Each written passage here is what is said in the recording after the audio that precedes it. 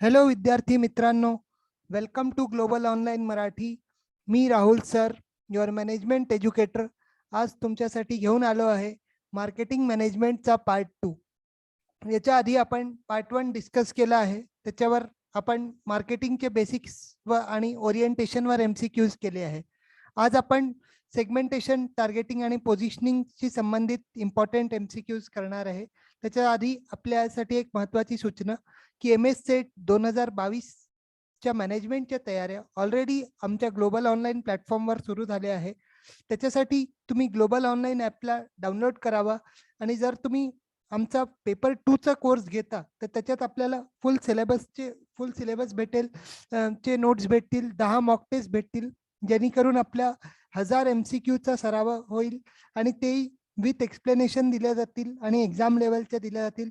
2015 ते 2020 पर्यंत आपल्याला PYQ उपलब्ध राहतील आणि फुल सिलेबसवर व्हिडिओ लेक्चर सुद्धा उपलब्ध राहतील. हे जर तुम्ही घेता तर याच्यासोबत तुम्हाला पेपर 1 जो आहे तो पूर्णपणे फ्री ऑफ कॉस्ट भेटेल, म्हणजे मुफ्त भेटेल. तर त्याच्यात आपल्याकडे आहे 50 मॉक टेस्ट प्लस फुल सिलेबसचे नोट्स, व्हिडिओ लेक्चर्स आणि PYQ आणि प्रॅक्टिस MCQ व PDF. आमच्या बॅचमध्ये बऱ्याचशा मुलांनी रजिस्ट्रेशन केलेलं आहे. तर आपल्या तयारीला जोर देण्यासाठी आपण या बॅचला जॉईन करू शकता. जॉईन करण्यासाठी दिलेल्या नंबरवर खालून व्हॉट्सअपनी संपर्क करावा. चला सुरू करू आता आपण आजचे क्वेश्चन्स. आपला क्वेश्चन 1 आहे, the concentration of all marketing efforts on one selected segment within the total market is. म्हणजे यांनी काय म्हटलंय की सगळेचे सगळे एफर्ट्स आपण एकाच सेगमेंटवर लावू. याला आपण पूर्ण मार्केटपैकी एकाच सेगमेंटवर लावू. याला काय म्हणतो आपण? तर आपल्याकडे ऑप्शन आहे. Option A undifferentiated, option B differentiated, option C concentrated आणि option D customise marketing and personalise marketing. तर आता आपण ट्राय करा एकदा याला. आय होप आपल्याला जमलं असेल. तर आपला जो आता आपण ऑप्शन्स एक एक करून पाहून घेऊ आणि मग बरोबर आन्सर कोणता आहे ते निवडण्याचा प्रयत्न करू. तर आपला ऑप्शन ए जसा आहे undifferentiated marketing. Undifferentiate is nothing but mass marketing. Undifferentiated म्हणजे काय? Mass marketing. हे दोन्ही एकच आहे. म्हणजे तुमची मार्केट पूर्णची पूर्ण अशी सरळ आहे, गोल आहे आणि त्याच्यात तुम्ही कुठल्याही प्रकारचं डिफरन्सिएशन नाही केलंय. कोणी येऊन राहिलं, कोणत्याही सेगमेंटला टार्गेट करून राहिलं आणि आपल्या प्रोडक्टचं मार्केटिंग करून राहिलं. डिफरन्शिएटेड म्हणजे काय की तुमचं मार्केट इथे बनलेलं आहे आणि तुम्ही याचा थोडा थोडा पार्ट्स असा डिवाइड केलेला आहे. म्हणजे it is differentiated, divided into multiple segment. आणि कन्सन्ट्रेटेड म्हणजे काय की तुम्ही आपल्या मार्केटचा जसा हा पोर्शन निवडला आहे एवढूसा आणि याच्यावरच तुम्ही आपले पूर्ण जितके पण तुमचे मार्केटिंगचे एफर्ट्स आहे ते सगळे या पर्टिक्युलर जिथे मी शेड केलाय तिथे लावून राहिले. तर that is called concentrated marketing. म्हणजे तुमच्या मार्केटिंगच्या जितक्याही स्ट्रॅटेजीज आहे, ज्या पद्धतीने तुम्हाला प्रमोशन करायचं आहे त्या सगळ्या पद्धतीने तुम्ही जे काही आपल्या कंपनीला प्रोडक्ट गुड्स द्यायचे आहेत ते याच पर्टिक्युलर सेगमेंटला देऊन राहिले. तर इट इज कन्सन्ट्रेटेड मार्केटिंग. आणि कस्टमाइज और पर्सनलाइज मार्केटिंग म्हणजे काय की इंडिव्हिज्युअल लेवलवर आपल्याला मार्केटिंग करायचं. तर याच्यात आपण करेक्ट आन्सर पाहू. तर आपला करेक्ट आन्सर आहे ऑप्शन सी, कॉन्सन्ट्रेटेड मार्केटिंग. कारण काय की इथे लिहिलंय ना क्वेश्चन मध्ये की marketing efforts on one single segment. One single सेगमेंटचा अर्थ काय की जर आता सपोज तुम्ही आपलं उदाहरण घ्या, तुम्ही एक्झाम तर तुम्हाला भरपूर होत्या. MPSC होतं, बँकिंग होतं, महाराष्ट्र टेट होतं, MS सेट आहे, प्लस आपले जी अजून म्हणा SSC म्हणा. तर अशा जे एक्झाम्स आहे यांच्यापैकी तुम्ही सेटवरच आपला पूर्ण जर जोर देऊन राहिले तर तुम्ही काय करत आहे, you are fully concentrating on this segment. म्हणजे सेट सेगमेंटवर आपण पूर्णपणे कॉन्सन्ट्रेट करत आहे. तर याचं आपण काय म्हणू, कन्सन्ट्रेटेड मार्केटिंग. कारण सगळे एफर्ट्स तुम्ही तिथे करत आहे ना. होऊ शकतं तुम्ही साइड बाय साइड MBA करत असाल पण किंवा MCOM करत असाल, जे काही तुमचं PG सुरू असेल साइड बाय साइड, पण तुम्ही कन्सन्ट्रेट तर करून राहिले ना सेटवर specially. So that is concentrated marketing. आता question 2, which of the following is not a type of positioning error.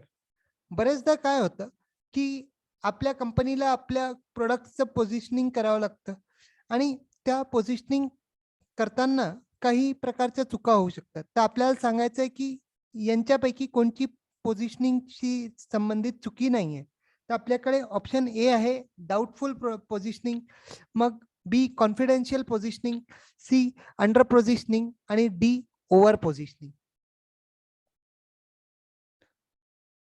आता याच्यात आपण ऑप्शन डिस्कस करू. तर पहिला आहे आपला डाउटफुल पोझिशनिंग.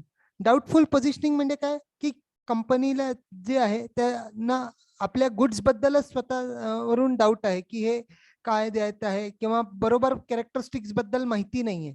तर याला काय म्हणतो आपण, जे फीचर्स प्रोडक्टमध्ये आहे जे कंपनी डिलिव्हर करणार आहे त्याला आपण म्हणतो डाउटफुल पोझिशनिंग. कारण कंपनीला स्वतः कळून नाही राहिलं की आपल्याला काय दिलं पाहिजे आणि काय नाही दिलं पाहिजे. मग confidential positioning, this is the right answer. कारण अशा प्रकारचा कुठल्याही प्रकारचा पोझिशनिंग एरर नाहीये. कारण कॉन्फिडेन्शियल म्हटलं आहे ना, कॉन्फिडेन्शियलचे म्हणजे याला जर तुम्ही शब्द पाहाल तर इथे 2 शब्द निघतील. एक तर कॉन्फिडन्स आणि दुसरा कॉन्फिडेन्शियल. कॉन्फिडेन्शियल म्हणजे काय की जे सिक्रेट आहे आणि सिक्रेट मोस्टली कोणाला सांगितलं जात नाही. तर कंपनी जे आपला सिक्रेट आहे तो कोणाला नाही सांगत. तर कॉन्फिडेन्शियल म्हणजे काय, कॉन्फिडेन्शियल इन्फॉर्मेशन म्हणतो ना, कीप इट कॉन्फिडेन्शियल म्हणजे याला गुप्त राखावं. तर हे कॉन्फिडेन्शियल जे आहे आणि जर कंपनी कॉन्फिडेंट आहे तर कंपनी काय करेल की आपलं पोझिशनिंग चांगल्या पद्धतीने करेल, फुल फुल जोर लावून करेल आणि मग त्याच्यात काही एरर होण्याची तर संभावना नाही आहे. कारण कंपनी आपल्या प्रोडक्ट सर्व्हिसेस बद्दल पूर्णपणे कॉन्फिडेंट आहे. तर हा कॉन्फिडेन्शियल एरर असला कुठल्याही प्रकारचा एरर नाहीये. तर आपला करेक्ट आन्सर आहे ऑप्शन बी कॉन्फिडेन्शियल एरर. आता आपण एकदा चारही एरर्स पाहून घेऊ काय असतात.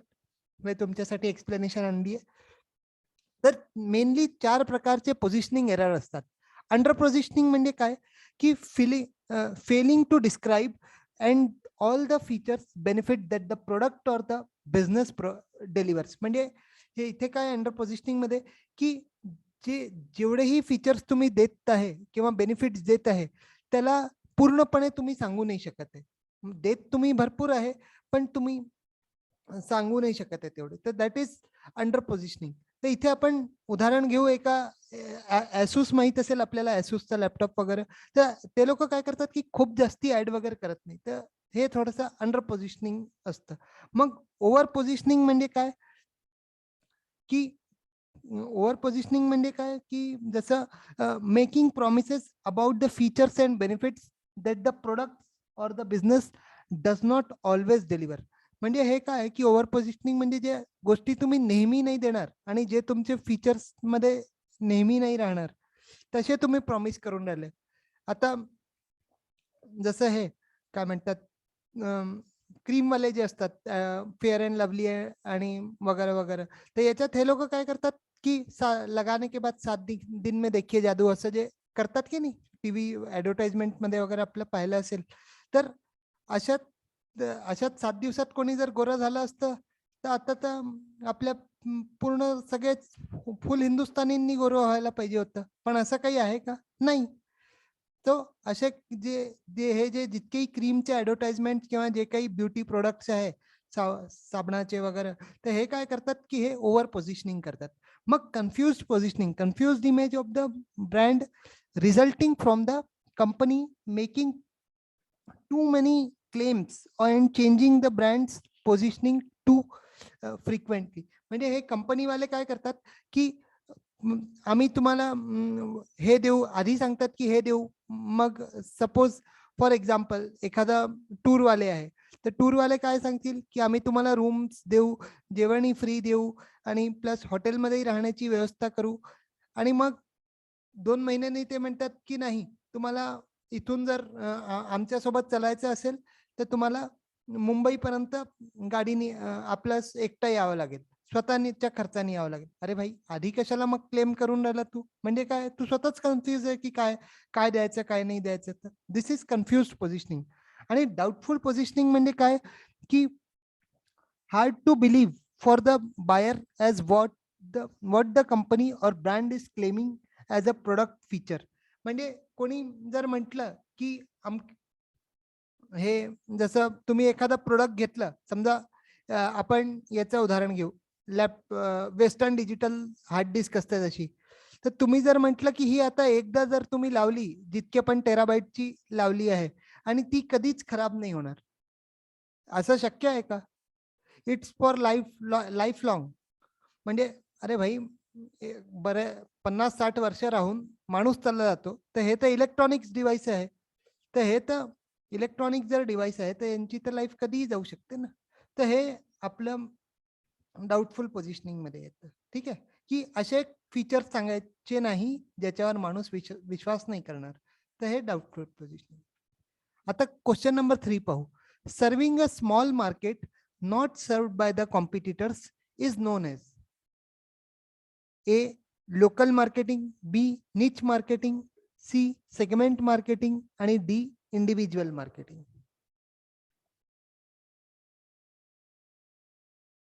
आय होप आपल्याला आलं असेल. तर आपला जसं ऑप्शन ए आहे की लोकल मार्केटिंग. लोकल मार्केटिंग म्हणजे काय, की एका लोकल एरियात किंवा एका पर्टिक्युलर रिजन मध्ये आपण आपल्या गुड्सची मार्केटिंग करून राहिलो आहे. मग निच मार्केटिंग म्हणजे काय, की अशा आपला हा जसा मार्केट आहे, हा मार्केट आहे पूर्ण, आणि याच्यात इथे एक कॉम्पिटिटर बसून मार्केटिंग करून राहिला, इथे बसून मार्केटिंग करून राहिला, इथे बसून मार्केटिंग करून राहिला. पण हा एरिया जो आहे, हा एरिया अजून कोणीही इथे पॉइंट आउट केला नाहीये. म्हणजे कोणालाही इथल्या कस्टमर्सला तुम्ही तुम्ही आले, तुमची कंपनी आली एबीसी लिमिटेड, आणि तिने पाहिलं की या कॉम्पिटिटर्सला, जसं फॉर एक्झाम्पल सगळेजण म्हणजे कोणी फोनचे मार्केट चालू आहे, प्लस फोनचे ॲसेसरीजचे मार्केटिंग चालू आहे, आणि एक कंपनी आली की जे सिमचंही मार्केटिंग करून राहिली. पण फोनचे समज बॅटरी आणि फोन रिपेअरिंगचं जर काम काम लागेल ना, कारण ॲसेसरीज, कारण रिपेअरिंगची सर्व्हिस तर कोणी नाही देत आहे. तर हे जे रिपेअरिंगचं जर तुम्ही इथे उद्या मार्केट टाकता, तर दॅट विल बी कॉल्ड निच मार्केटिंग. कारण हे काय आहे की हे पर्टिक्युलर सेगमेंटसाठी राहील. म्हणजे पर्टिक्युलर लोकांना, कारण ज्यांच्याकडे जे फोन आहे तेच तुमच्याकडे रिपेअर करायला येतील. टीव्ही आला तर घेऊन आपला टीव्ही रिपेअर, माझा फोन आहे हा, याला रिपेअर करून द्या, असं तर नाही करणार ना. सो दिस इज निच मार्केटिंग. म्हणजे एक पर्टिक्युलर सेगमेंटलाच तुम्ही मार्केटिंग करता. फॉर एक्झाम्पल याच्यात जसं ऍपल आहे, ऍपल अशा लोकांना टार्गेट करतो की जे जे भरपूर म्हणजे रिच आहे आणि जे त्याचे प्रोडक्टला अफोर्ड करू शकतात. So Apple targets to the customer with high status, high financial status. आता हे आपल्याकडे, आता आपण जे 2 क्वेश्चन्स मध्ये डिस्कस केलं, फर्स्ट आणि थर्ड, तर याचं हे एक्सप्लेनेशन म्हणून आहे की अनडिफरेन्शिएटेड किंवा मास मार्केटिंग. त्याच्यात काय राहील की आपला मार्केट जो आहे तो पूर्णपणे ओपन राहील, आणि त्याच्यात कोणीही whole market with one offer. म्हणजे एका ऑफरनी तुम्ही पूर्ण मार्केटला टार्गेट करून राहिले, आणि त्याच्यात काही कुठल्याही प्रकारचं सेगमेंटेशन राहणार नाही, म्हणजे काही डिव्हिजन होणार नाही. मग डिफरन्सिएशन अँड सेगमेंटेड मार्केटिंग म्हणजे काय, की डिफरंट सेगमेंटेशन मध्ये तुम्ही सेगमेंट्स बनवून घ्याल आणि decide to target several different market segments, separate offer for each. म्हणजे इथे काय कराल तुम्ही, इथे वेगळं ऑफर कराल. सपोज हा सेगमेंट आहे, हे 1, 2, 3, 4 असे तुमचे सेगमेंट आहे. तर इथे तुम्ही इथे तुम्ही फूड प्रोडक्ट्स हे कराल, इथे तुम्ही डेअरी प्रोडक्ट्स हे कराल, इकडे तुम्ही कोल्ड स्टोरेजचे प्रोडक्ट हे कराल, आणि इथे कोल्ड ड्रिंक्स ऑफर कराल. तर हे जे आहे हे आपण डिफरन्शिएटेड मध्ये करतो, कारण डिफरंट सेगमेंट्स आणि डिफरंट ऑफर्स. आणि कन्सन्ट्रेटेड मध्ये काय करू, की concentrate on one or few segments और निचेस. म्हणजे निचेस म्हणजे काय, की एक पर्टिक्युलर पोर्शनलाच फक्त आपण टार्गेट करू कस्टमरला, किंवा एका पर्टिक्युलर सर्व्हिसलाच घेऊन आपण मार्केटला टार्गेट करू. म्हणजे निच मध्ये ऍपल लक्षात ठेवायचं. ठीक आहे. आता मायक्रो मार्केटिंग म्हणजे अगदीच छोट्या लेवलवर, तर त्याच्यात दोन येतील. एक लोकल मार्केटिंग म्हणजे सिटीज, नेबरहुड्स किंवा स्पेसिफिक स्टोर्स वगैरे, आणि इंडिव्हिज्युअल मार्केटिंग म्हणजे एका वेळी एकाच पर्सन सोबत आपण डील करू. ठीक आहे. आता question 4, the companies that have become a tried and trusted household name are. म्हणजे काय म्हटलं की ते टायर्ड अँड ट्रस्टेड हाऊसहोल्ड, म्हणजे हे टायर्ड नाही पाहिजे, हे टायर्ड पाहिजे. Tried and trusted household names are, म्हणजे ज्यांचं खूप विश्वासाने नाव बनलं आहे त्याला कोणती पोझिशनिंग केलं जाते. तर आपण ऑप्शन्स पाहू. Positions by product attributes and benefits, positioned by brand endorsement, मग पोझिशन्ड बाय यूज, ओकेजन और टाइम, आणि ऑप्शन डी आहे पोझिशन्ड बाय कॉर्पोरेट आयडेंटिटी.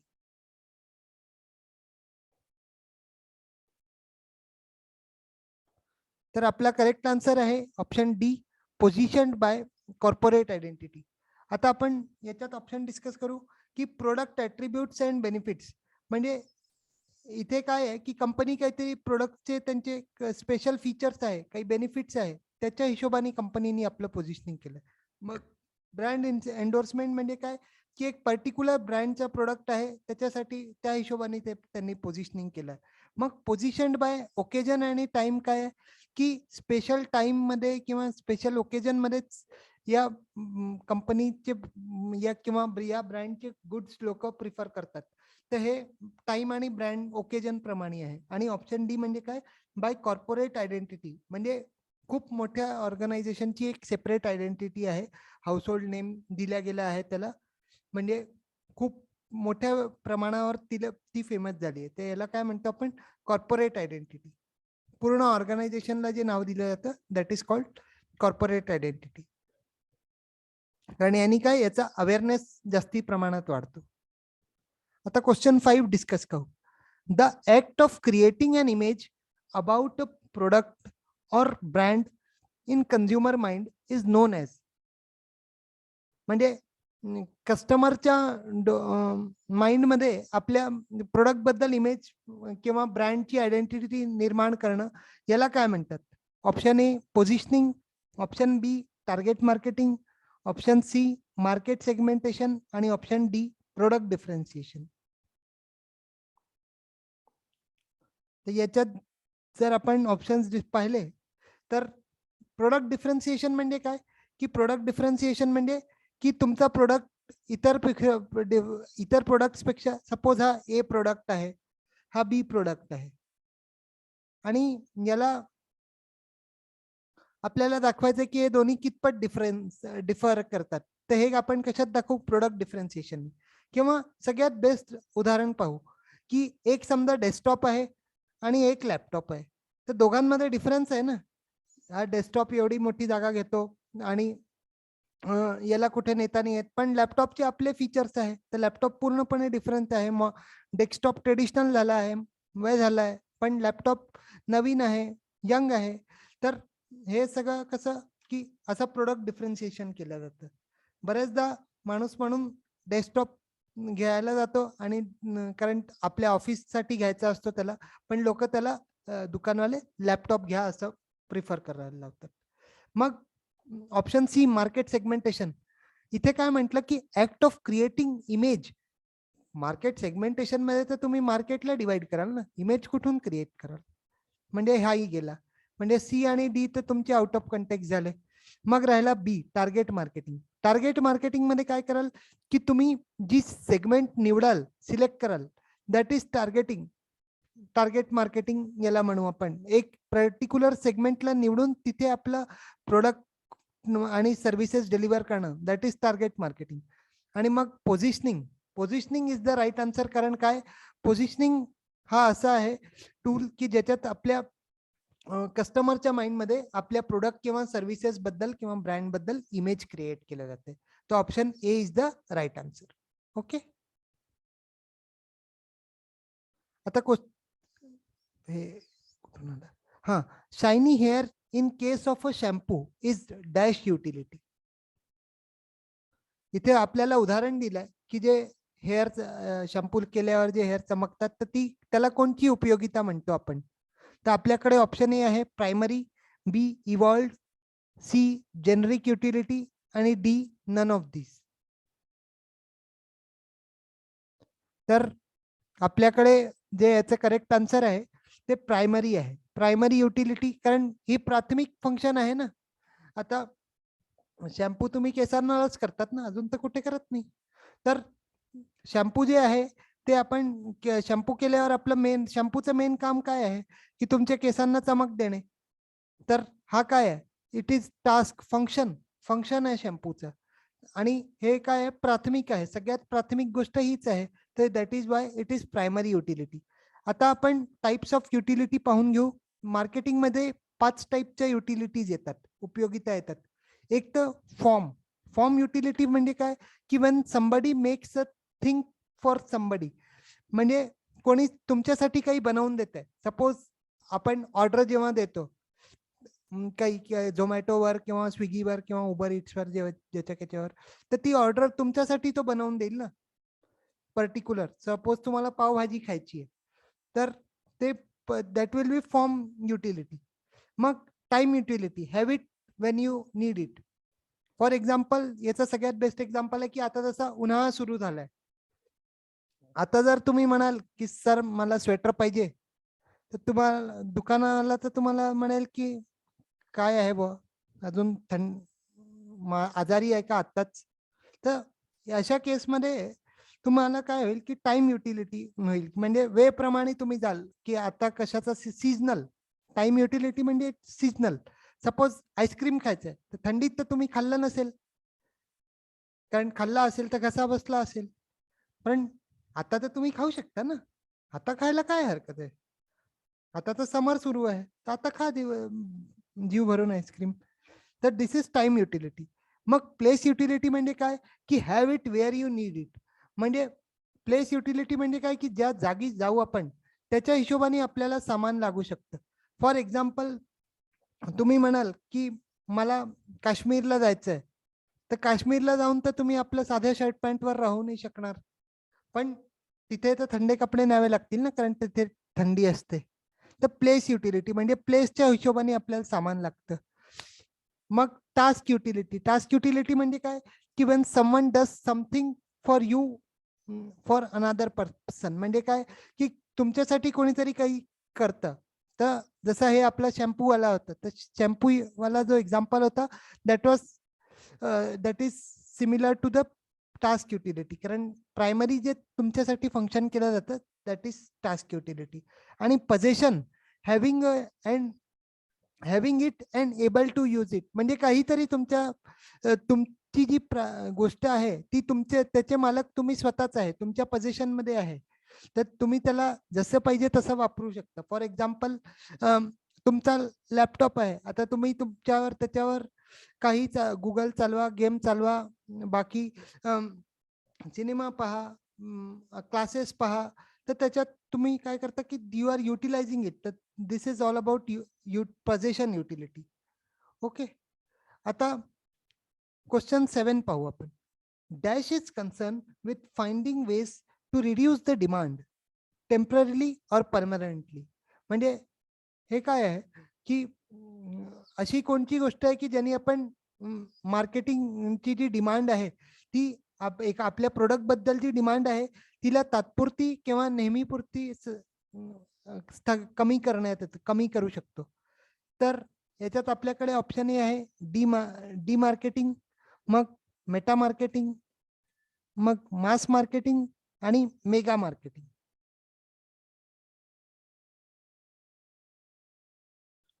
याचा आपला करेक्ट आन्सर आहे ऑप्शन ए, डी मार्केटिंग. डी मार्केटिंग म्हणजे काय की it is a negative term.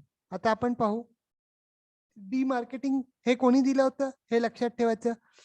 याच्या मार्केटिंगच्या पप्पांनीच दिलं होतं, Philip Kotler and Sidney Levy. हे लक्षात ठेवायचं, कारण एखाद्या वेळेस विचारलं जाऊ शकतं डी मार्केटिंग कोणी दिलं म्हणून. तर demarketing was coined by Philip Kotler and Sidney Levy. Demarketing can be explained as the efforts made to made by a company to reduce the consumption of product. The use of advertising to decrease the demand for a product that is in short supply. म्हणजे जेव्हा supply कमी असतो आणि आपल्याला डिमांडही कमी करायची असते, तर याच्यासाठी आपण काय करतो, डीमार्केटिंग करतो. आणि डीमार्केटिंग ही काय आहे की निगेटिव्ह टर्म आहे. आणि हे याच्यात काय म्हटलं जातं कस्टमरला, की जर तुम्ही एखादा गुड्स घेत असाल तर घेऊ नका. ठीक आहे. तर डीमार्केटिंग इज अ निगेटिव्ह टर्म. त्याच्यात सिम्पली कस्टमरला हे सांगितलं जातं की तुम्ही जर हे प्रोडक्ट घेत आहे तर हे घेऊ नका. तर याच्यात याला घेणं आपण बंद करावं. फॉर एक्झाम्पल याच्यात सगळ्यात चांगलं उदाहरण आहे आपल्या रामदेव बाबाचं. यांनी काय केलं होतं की जेव्हा त्यांची मॅगी आली आणि प्लस त्यावेळी काहीतरी केमिकल फॉल्टमुळे जे नेस्लेचं जे मॅगी होतं त्याच्यातही काहीतरी फॉल्ट निघाले होते. तर त्यांनी काय केलं की त्यावेळी त्या नेस्लेच्या मॅगीचं डीमार्केटिंग केलं की आता याला घेऊ नका, हे असेच आहे, हे चांगले, हे मैद्याची ऑफर करता, आम्ही कणकेची ऑफर करतो आहे, आमची पूर्णपणे प्युअर आहे वगैरे वगैरे. ते यांनी काय केलं की जी मॅगीची जी डिमांड आहे त्यांना तात्पुरती खतम करून आपली डिमांड वाढवण्याचा प्रयत्न केला. So this is demarketing. Okay. आता question 8, which of the following is not the elements of behavioural segmentation. Marketing मध्ये वेगळ्या वेगळ्या प्रकारचे सेगमेंटेशन असतात आणि त्याचे बरेचसे फॅक्टर्सही असतात. तर आपल्याला सांगायचं आहे की बिहेवियरल सेगमेंटेशनचा कोणचा नाहीये. A usage rate, B gender, C status आणि D none of the above.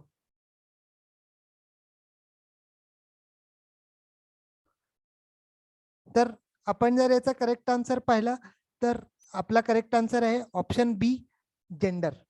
कारण जेंडर जे आहे हे डेमोग्राफिक आहे.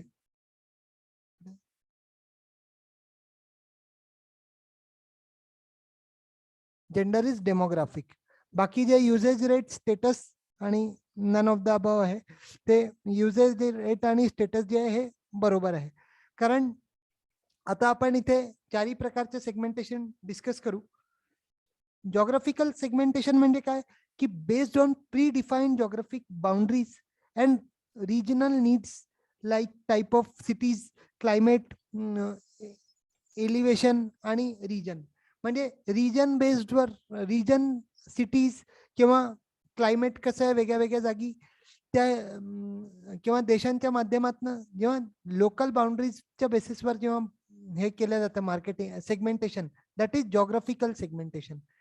मग डेमोग्राफिक सेगमेंटेशन म्हणजे काय की based on a variable such as age, gender, marital status, education level, family size, occupation, income, religion, या सगळ्या फॅक्टर्सवर जेव्हा सेगमेंटेशन केलं जातं दिस इज डेमोग्राफिक सेगमेंटेशन. हे फॅक्टर्स लक्षात ठेवायचे, इम्पॉर्टंट आहे. पेपरमध्ये विचारले जातात हे सगळे एखाद्या वेळेस ऑप्शन ऑड वन आउट मध्ये. मग सायकोग्राफिक सेगमेंटेशन म्हणजे काय की it is related to mind. माइंडशी रिलेटेड म्हणजे कसं की जसं कस्टमर कसं इंटरप्रेट करतो, कसं आपल्या जे त्याचं रिॲक्शन वगैरे कशी असते. तर याच्यात काय करू आपण based on values, personalities, interest, lifestyle, opinion, temperament और मोटिवेटर्स. म्हणजे जे आपल्या माइंडशी संबंधित गोष्टी असतात, जसं पर्सनॅलिटी आहे त्याचा माइंडशी संबंध असतो. मग आपला लाईफस्टाईल कसं आहे, आपल्या ओपिनियन्स काय आहे, प्लस आपलं मोटिवेशन लेवल किती आहे. तर this is all psychological factors. तर दिस इज सायकोग्राफिक सेगमेंटेशन. आणि बिहेवियरल सेगमेंटेशन म्हणजे काय की कंझ्युमर बिहेवियर कसं आहे, म्हणजे बाजारात आल्यावर माणूस मार्केटमध्ये कसा बिहेव करतो या हिशोबाने जेव्हा सेगमेंटेशन केलं जातं this is behavioural segmentation. Based on the decision making and buying process with respect like brand perception, knowledge of the product and usage and more. म्हणजे याच्यात काय पाहिलं जातं की कस्टमरचं प्रोडक्ट बद्दल काय कितपत नॉलेज आहे, प्रोडक्ट बद्दल त्याची काय परसेप्शन आहे, प्लस युजेज किती वापरतो, प्लस एका पर्टिक्युलर ब्रँडला कितपत कंझ्युमर लॉयल आहे. तर हे सगळं बिहेवियरल सेगमेंटेशन मध्ये येतं. ठीक आहे. आता हे चार जे फॅक्टर्स, जे चार सेगमेंटेशनचे बेसिस पाहिले आपण, तर याच्यात वेगळे वेगळे फॅक्टर्स होते. जसं आपलं जॉग्राफिकल होतं, तर जॉग्राफिकल मध्ये आपण पाहिलं होतं की हे कदाचित इमेज थोडी ब्लर आहे, आपल्याला दिसत नसेल, सॉरी. जसं तरी मी एकदा वाचून सांगतो. जसं कॉन्टिनेंट आहे, कंट्री आहे, कंट्री रिजन आहे, सिटी आहे, पॉप्युलेशन डेन्सिटी आहे, क्लायमेट, पॉप्युलेशन, मग सबवे सबवे स्टेशन आणि सिटी एरिया, हे सगळे काय आहे, these are all about geographic factors. मग डेमोग्राफिक मध्ये आपण मागच्या स्लाइड मध्ये पाहिलं तेच लिहिलंय. Age, gender, family size, occupation, income, education, religion, race आणि नॅशनॅलिटी, या सगळ्या बेसिसवर जेव्हा सेगमेंटेशन केलं जाईल, इट इज डेमोग्राफिक. आता सायकोग्राफिक, सायकोग्राफिक म्हणजे मोस्टली माइंड, म्हणजे कसं की लाईफस्टाईल कसं आहे तुमचं, मग सोशल क्लास काय आहे, मग AIO, ऍक्टिव्हिटी, इंटरेस्ट आणि ओपिनियन कशा आहे, तर आणि पर्सनल व्हॅल्यूज काय आहे, ऍटिट्यूड कसा आहे, तर हे सगळे सायकोग्राफिकचे पार्ट झाले. आणि बिहेवियरल मध्ये कसं आहे की ओकेजन, म्हणजे तुम्ही कोणत्या ओकेजनला गुड्स घेता, मग तुम्ही एका पर्टिक्युलर ब्रँडला कितपत लॉयल राहता, म्हणजे डिग्री ऑफ लॉयल्टी, मग बेनिफिट सॉर्ट, म्हणजे आपला फायद्याचं कोणचं आहे हे पाहून तुमचं किती सॉर्टिंग असतं, मग युजेज, युजेज आपल्याला माहित असेल, युजेज कितपत वापरतो आपण, मग युजरचं स्टेटस काय, म्हणजे जो यूज करणार आहे तो कस्टमर कसा आहे हे पाहतो. आणि बायर रेडीनेस स्टेज, म्हणजे बायर कोणत्या स्टेजला आहे, म्हणजे आत्ता घेतो की 2 दिवसांनी घेतो की 2 महिन्यांनी घेतो, बायर रेडीनेस टू बाय, हे आपण पाहतो. आता question number 9, the label on the pack of frozen peas says packed within an hour of picking, म्हणजे घेण्यापूर्वी आताच 1 तासापूर्वी पॅक केल्या गेला आहे, तर हे काय सांगतंय, असं एका पॅकेजिंग, एका मटरच्या पॅकेटवर लिहिलेलं आहे, तर याला आपण काय म्हणू. तर याचा उद्देश काय आहे, म्हणजे असं देण्याचा उद्देश काय आहे की label on a pack frozen peas says की packed within an hour of picking, म्हणजे घेण्याच्या 1 तास आधी पॅक केलं आहे, तर हे कशा काय सांगताय आपल्याला. टू प्रमोट द प्रोडक्ट, प्रोडक्टला प्रमोट करण्यासाठी आहे का, मग सॅटिस्फाईंग लिगल रिक्वायरमेंट्स आहे, त्याला सॅटिस्फाई करायचं आहे का नाही, मग इन्फॉर्मेशन देण्यासाठी आहे का, मग एथिकल रिक्वायरमेंट्स आहे का काही, त्याच्यामुळे साठी लिहून ठेवलंय का, तर आपला करेक्ट आन्सर आपला काय आहे. तर असं जे इन्फॉर्मेशन दिलं जातं पॅक्ड विदिन अन अवर, हे बेसिकली आपल्याला इन्फॉर्मेशन देण्यासाठी करायचं, कारण कस्टमरला कळायला तर पाहिजे की कधी पॅक केलाय मटरच्या पॅकेटला. पण जर तुम्ही म्हणाल की तुम्ही प्रमोट करता गुडला, तर प्रमोट तर आपल्याला प्रमोट करायला तर त्याला खूप चांगलं पॅकेजिंग द्यायला पाहिजे होतं, व्यवस्थित सगळे इन्फॉर्मेशन द्यायला पाहिजे होतं. जस्ट नुसतं असं लिहून ठेवल्याने प्रमोशन नाही होणार.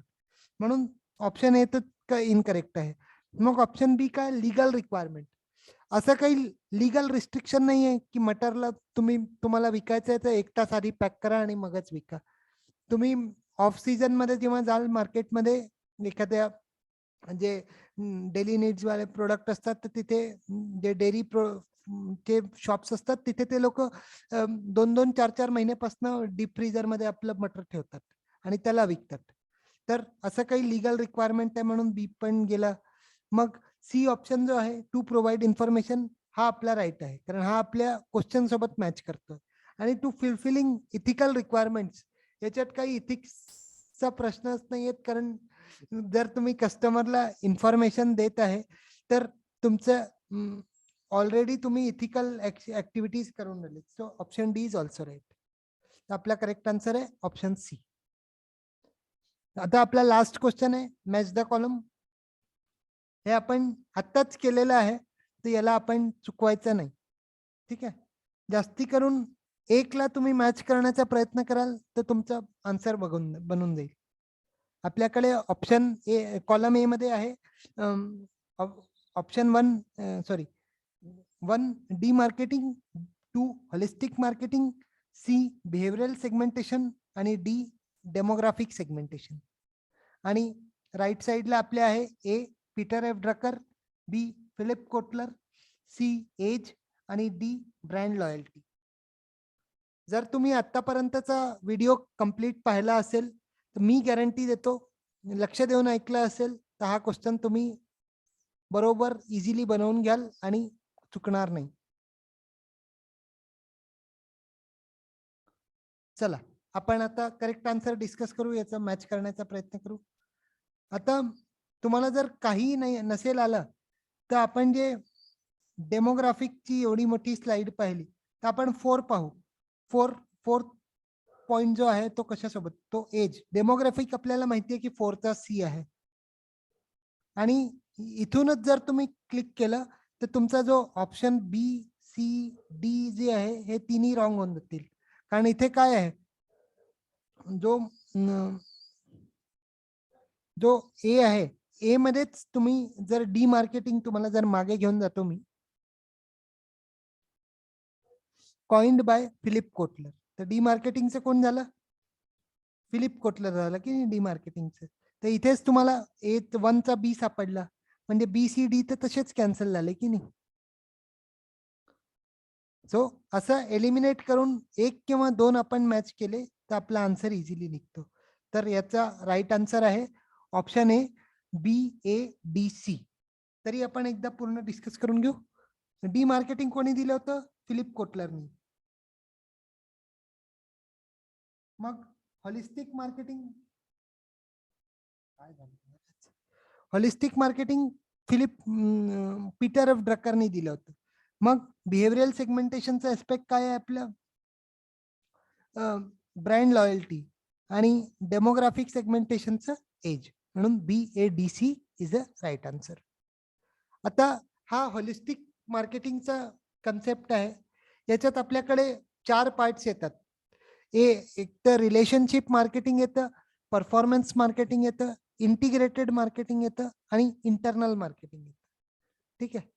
तर हे आपल्याला काय काय येतं होलिस्टिक मार्केटमध्ये, तर याच्यासाठी मी आपल्याला एक हे देतो, PRI² हे निमोनिक लक्षात ठेवायचं. PRI², म्हणजे इंटिग्रेटेड इंटरनल मार्केटिंग हे 2 I² वाले झाले, आणि परफॉर्मन्स मार्केटिंग आणि रिलेशनशिप मार्केटिंग हे 2 झाले. म्हणजे एक PRII हे 4 तुमचे हे झाले. PRI² आपण बनवलाय, हा याचा निमोनिक आहे होलिस्टिक मार्केटिंगचं. तर आपण काय काय असतं हे पाहून घेऊ. तर जे इंटरनल मार्केटिंग असतं that is within the organisation, म्हणजे ऑर्गनायझेशनच्या आत काय सुरू आहे सगळं इंटरनल मार्केटिंग मध्ये येईल. की काय स्ट्रॅटेजी बनवेल सिनियर मॅनेजर मध्ये, काय आहे की मार्केटिंग स्ट्रॅटेजी कशी बनवायची आहे. This is all about internal marketing. मग इंटिग्रेटेड मार्केटिंगचं मेन फंक्शन, प्राइम फंक्शन काय राहील इंटिग्रेटेड मार्केटिंगचं, कम्युनिकेट करणं, कम्युनिकेट अँड डिलिव्हर. चाल ना भाऊ, आज काय झालं, कम्युनिकेट करणं आणि डिलिव्हर करणं, value creation and communication and delivery. ठीक आहे. मग रिलेशनशिप मार्केटिंग मध्ये काय की हे मोस्टली कस्टमर ची रिलेशनशिप मेंटेन करण्यात येतं, की rich relationship with customers, channel members and marketing partners. तर हे कसं आहे की जेव्हा आपण प्रोडक्ट आपला विकू, सेल्स आफ्टर सेल्स सर्व्हिस जे आहे हे कशात कंडक्ट केलं जाईल, हे रिलेशनशिप मार्केटिंग. म्हणजे इथे आपल्या जितके पण पार्टीज राहतील मार्केटिंगच्या, जसे लॉजिस्टिक वाले आहे, होलसेलर आहे, मॅन्युफॅक्चर आहे, एजंट्स आहे, मग रिटेलर्स आहे, तर यांच्यासोबत आपण व्यवस्थित कस्टमर आहे तर रिलेशनशिप व्यवस्थित मेंटेन करू. तर दिस विल बी रिलेशनशिप मार्केटिंग. आणि परफॉर्मन्स मार्केटिंग म्हणजे काय की फायनान्शियल आपल्याकडे सगळी सुविधा असली पाहिजे, मग स्ट्रॅटेजीज कशा करायच्या आणि त्या स्ट्रॅटेजीचा इम्पॅक्ट इथिकली आणि सोशल एन्व्हायरमेंटवर कसा राहील. This is all about performance marketing. म्हणजे परफॉर्मन्स मार्केटिंग म्हणजे how we implement our strategy. Okay, so this is all about today's session. I hope आपल्याला सेशन आवडला असेल. व्हिडिओ आवडला असेल तर व्हिडिओला एक लाईक करून द्या. चॅनलवर नवीन आहात तर चॅनलला सबस्क्राईब करून द्या. पुन्हा भेटू आपण नेक्स्ट व्हिडिओमध्ये. तोपर्यंत बाय, थँक्यू.